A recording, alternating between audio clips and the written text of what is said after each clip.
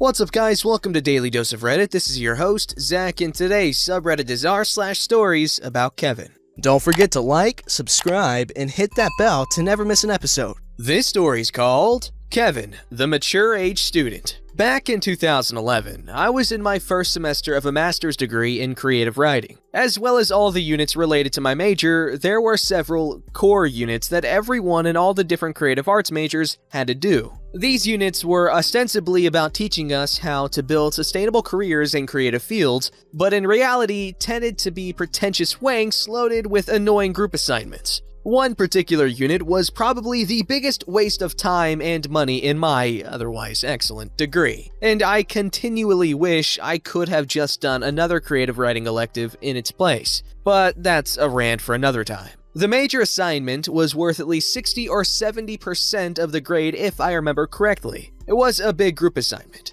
Our groups were chosen completely at random, and in the third week or so of the semester, I first met up with the rest of my group. One girl seemed perfectly nice and competent. I was rather wary about another one. Her English was very poor, and she seemed confused about the unit and her actual major. And the third was a mature age student who is the Kevin of the story. Now, when we first all met each other, I actually thought Kevin seemed like the ideal group member. He was in his late 30s or so, was from the United Arab Emirates, but spoke near fluent English with one of those cultured British-esque accents, and generally gave off the vibe of the stereotypical super serious mature age student. Wore a business suit to university, referred to fellow students as his colleagues, was always totally engaged in class, very passionate about his studies, and the like. I was actually slightly intimidated by him, in the sense that I thought, damn, I've really got to step up my game around this guy. No slacking off. Unfortunately, I soon discovered that Kevin was not only a narcissistic moron,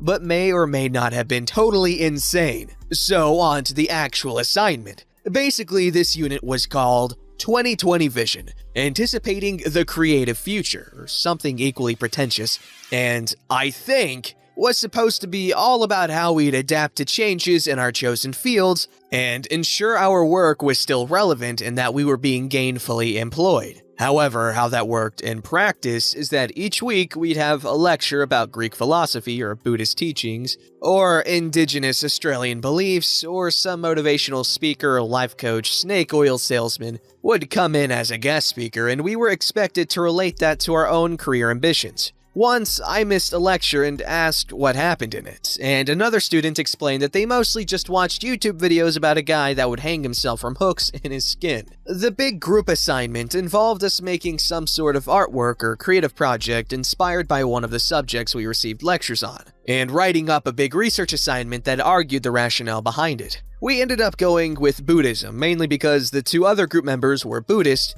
and while Kevin was a Muslim, he considered himself very knowledgeable on Buddhism, and they thought that would make the assignment easier. I wasn't too fussed either way, agnostic Australian here, and went along with it. The two girls were both doing visual arts majors and spoke English as a second language, so they volunteered to do the practical portion of the assessment, actually making the product, while me and Kevin would handle the written part. Kevin was majoring in corporate writing and had apparently been employed in that field in the past. "Writing is what I do," he explained. "I am very good at writing." During the next few weeks, I began to notice that Kevin was, well, a little eccentric to say the least.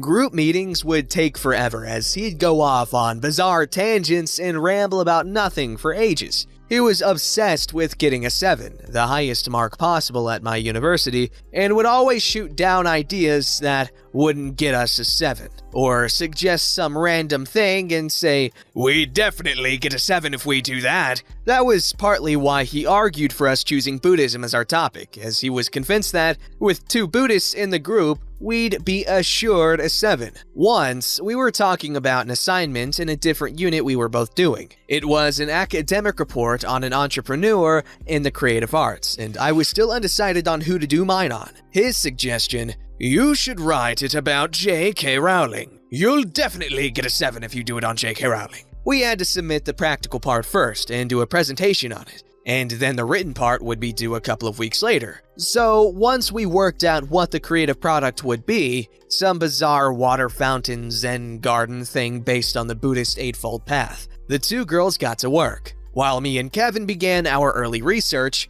and working out who would write which part of the report. And I'll say this, the non-Kevin members of the group did a great job, including the one I'd originally had serious reservations about. She was clearly insecure about her poor English, and to compensate, worked her ass off and totally pulled her weight. There was a pointed lesson there for me about my own prejudices. Me and Kevin divided our workload. If I recall, he did the background stuff about Buddhist ideas and the Eightfold Path, while I wrote the part about how it related to the actual product. And while our occasional meetings brought up some red flags, so far I figured it might have just been cultural differences. Or that maybe he was a bit of an idiot savant when it came to writing research assignments. He would boast about the 7s he received in other units, including on assignments I personally found a challenge. And I tend to be the naive sort who actually believes things people tell me. Still, he managed to find unique ways to screw up, such as when he agreed to get some sand at the last minute for the Zen garden. We all met up about an hour or two before we were meant to present the damn thing, asked where the sand was, and he says, "Oh yeah, I didn't get it." Another group member had to rush off and take a bus to a nearby park to get some. Finally, it was a few weeks before the written portion was due, and me and Kevin emailed each other our drafts for the other to review. We had a meeting scheduled a few days later where we'd trade notes and work out how we'd combine our sections into a coherent whole. And it was when I read his draft that I learned just how good of a writer he was. Despite having almost completed a master's degree in corporate writing, Kevin had apparently never learned about paragraphs. The 3,000-plus word document was a single block of text, which frequently read like the ramblings of a madman. Most of it was just streams of consciousness going off on long tangents that were only barely related to the topic at hand. While he spoke near fluent English, he clearly didn't write in fluent English, and the whole thing was a mess of basic grammar and syntax errors. And he disliked commas and periods almost as much as he disliked paragraphs. He repeated himself endlessly and pointlessly. For example, every time he mentioned the Eightfold Path, he'd then describe every step of the Eightfold Path in excruciating detail. Occasionally, it would drift into all caps and back again, as if he'd accidentally pressed the caps lock key and then turned it off again. What he wrote was well over the word limit for both his and my own sections combined, but maybe a third, if that, was actually relevant to the topic. Finally, he did not include a single reference or in-text citation. I took the time to write up a very detailed and constructive critique of his work, sugarcoating my thoughts as much as possible, and met up with him a few days later to discuss our sections. After giving him my critique again, trying to be as nice about it as possible, I asked him his thoughts on mine. "Oh, I never actually read it." "Well, I think that you should probably just handle that part of it." At that point, I realized that would probably be less work for me, and agreed. I asked him to just insert the citations into his section at the appropriate points and include a reference list and email it back to me, and left the meeting with fantasies of murdering this man swirling through my head. It soon became obvious that he did not understand how in-text citations or proper reference lists worked, as he emailed me the exact same document with a list of several books, just the titles and author, none of the other required info at the bottom. So I went through it, inserted a big red bolded insert citation here at every point that needed an in-text citation, and linked him to the university guidelines on references and citations. He soon sent me back a surly email explaining he'd done all the work I wanted him to do, and I looked at the document to see that he had instead just inserted some sentences and paragraphs at random points with citations after them, while not changing anything else. These new bits had no relation whatsoever with the surrounding sentences. I gave up expecting anything whatsoever from him, and instead decided it would be easier to just throw out much of what he'd written, salvage the few bits that had some worth, and write the rest of his section myself. As I got to work revising, I emailed the group with subsequent drafts to see if they had any thoughts. As I was removing a lot of Kevin's work, I felt I should at least keep him in the loop and give him a chance to object. Plus, I also wanted an email record in case I needed to prove just how the workload had ended up being distributed. He never had anything to say about my changes, and I'm almost certain he never read a single word of them. Which isn't to say he was silent. Oh, how I wish he was. No, instead, he inundated me with bizarre text messages about how much he hoped we'd get a 7 and various random thoughts he had about things I should add to the report. Once he texted me while I was at work asking me to respond to his email. I told him I was at work and that I would check it when I got home in a few hours